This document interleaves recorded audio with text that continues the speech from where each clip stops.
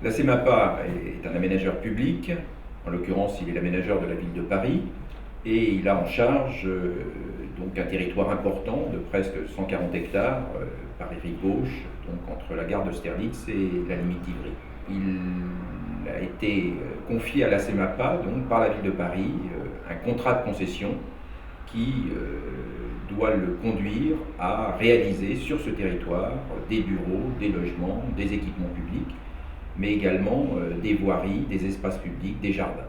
La CEMAPA a fait un certain nombre d'études de diagnostic pour bien appréhender le territoire. À la suite de ce travail long, a été retenue l'idée de découper ce territoire en 4 grands quartiers, d'Austerlitz à Ivry, donc le quartier d'Austerlitz, le quartier de Tolbiac, le quartier de Masséna et le quartier de Bruneseau.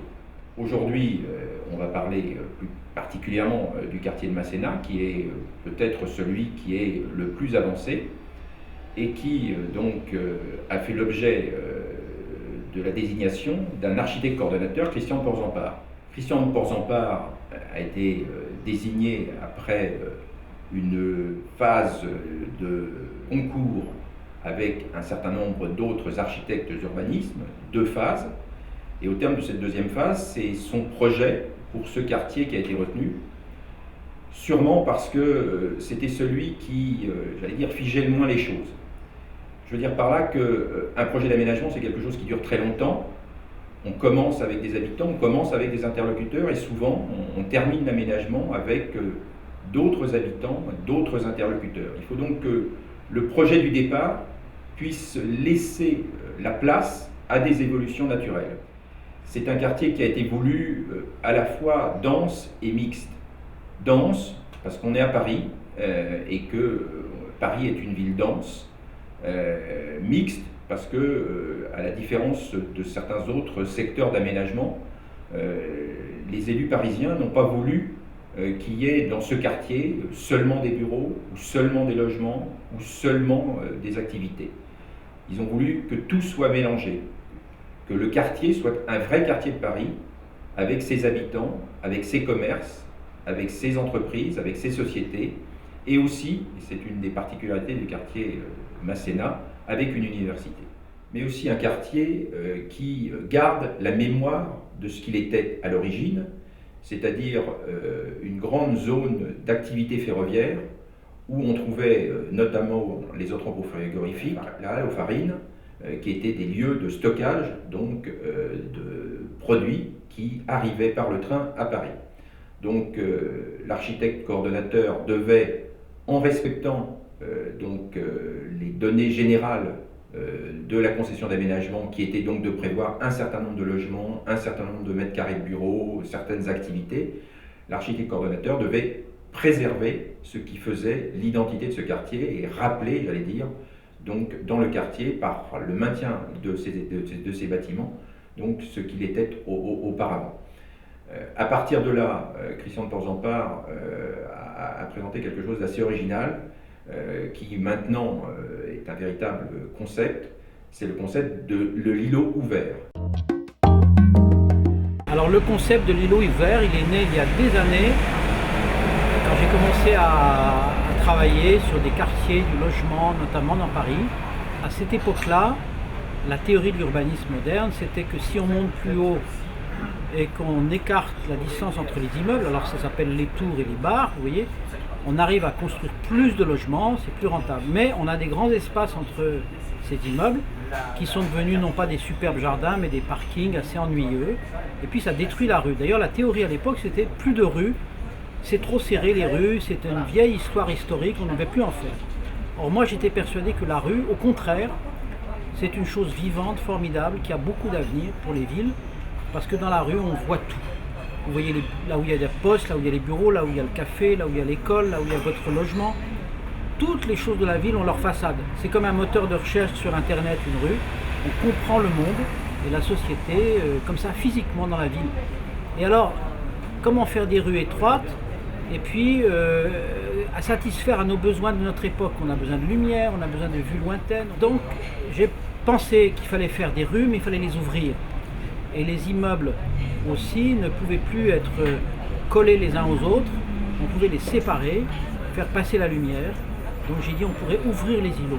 Et la vertu, c'est que les immeubles séparés, ça plaît beaucoup plus aux architectes et aux promoteurs, parce qu'ils peuvent prendre des jours tout autour. Et ici, parmi les 30 architectes qui ont fait ces îlots ouverts, beaucoup m'ont dit mais c'était génial, parce que j'ai pu faire des logements avec même des jours dans la salle de bain, ce qui est quelquefois est très agréable. Les Japonais veulent ça.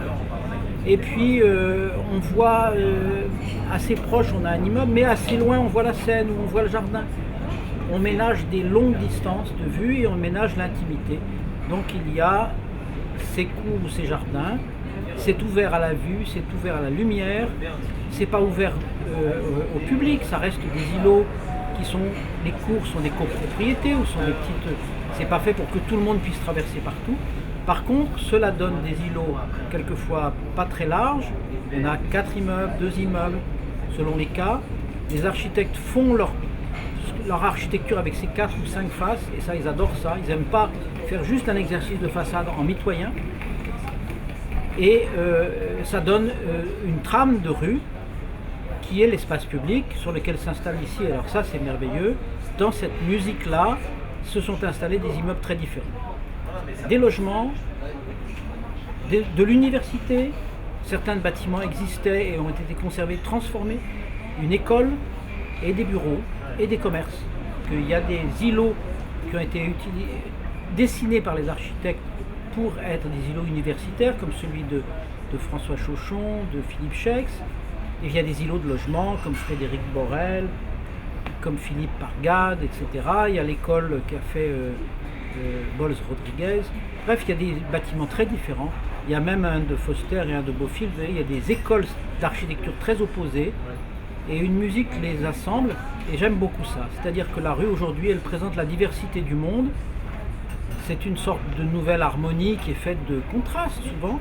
Alors, on va dire, bon, tout cela se fait comme un collage d'architectures différentes, parce que chaque architecte a son expression. Bon, quand vous avez un quartier de bureaux moderne, ils ont tous l'air d'être un peu pareils, des murs rideaux, mais là, vous avez des bâtiments différents et vous avez une certaine, quand même, attention de haute qualité, c'est-à-dire qu'il y a eu des concours, il y a eu des promoteurs qui ont fait le meilleur possible, qui ont amené des bons architectes. Mais ils sont tous très différents. Je ne crois pas à la vertu du collage au hasard, donc dans les concours, quand il y en avait, on a essayé, je n'étais qu'un des membres du jury, pas plus que ça, mais on a essayé de dire qu'un immeuble travaillait mieux avec tel autre qui est à côté, par opposition. Parfois c'est le cuivre et le béton et le bois, c'est pas mal, mais si on met le cuivre et le zinc, peut-être ça va être moins bien. On a réfléchi à ces choses-là. Ensuite, quand les architectes étaient nommés, on les a réunis, ils sont venus à mon atelier, par 5 ou 6 sur une rue ou un carrefour. Et là, on a fait des ateliers, on assemblait les maquettes, ce qui est assez classique, et ils aimaient ça. Et on confrontait pour que les grilles s'enchaînent, pour que les niveaux s'enchaînent. Et quand il y a un rouge brique, un rouge d'un enduit et un rouge de matériaux de béton préfabriqués, eh bien on les regardait pour que ce soit pas qu'il y ait une famille dans les rouges et que ce ne soit pas trop choquant et que les jeux des couleurs marchent bien ensemble. Et je pense que ça a été utile. En tout cas, les architectes ont compris avec facilité l'intérêt de cette coordination qui les laissait quand même très très libres. Et par rapport à l'exercice traditionnel en tissu historique où vous avez juste une façade à faire, c'est vrai qu'ils ont plus à créer, ils inventent leur volume, leur bâtiment se voit comme un tout. Évidemment, ils aiment assez ça, ça fait partie de notre culture d'aujourd'hui, de l'architecture et de l'urbanisme. Ça fait au départ un quartier un peu plus bariolé et varié, mais je sentais que c'était ça. D'ailleurs, je me souviens que j'avais dit en 88, la ville de demain, à certains endroits, elle sera assez bariolée. C'est ce côté-là, c'est que tous les 10 ans, il y a aussi des nouveaux matériaux, des nouvelles envies. Et les architectes, ils ont besoin de se différencier. Voilà, c'est cette espèce de tendance moderne qui va d'un certain sens vers l'individualisme, avec ses mauvais et ses bons côtés.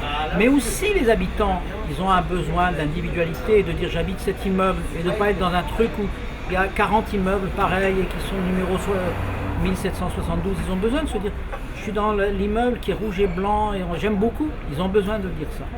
Et ça existe ici.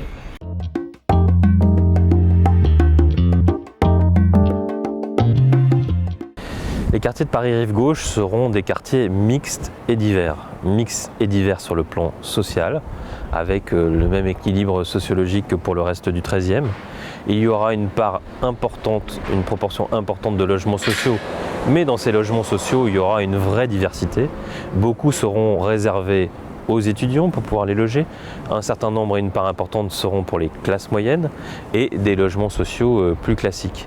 Mixité aussi sur le plan des fonctions, c'est sans doute cette fois-ci le quartier le plus mixte du 13e, puisque en dehors des bureaux, des logements, des équipements, il y a aussi une part importante réservée à l'université. Et mixité enfin sur le plan de l'architecture, où on essaie de conserver plus que des traces, des souvenirs, des parties importantes de l'architecture industrielle qui peuplait uniquement ce quartier il y a quelques années, et on y adjoint beaucoup de créations architecturales très originales. Je dis très originales parce qu'un certain nombre d'immeubles et beaucoup d'architectes ont d'ores et déjà été primés pour leur réalisation à Paris-Rive-Gauche.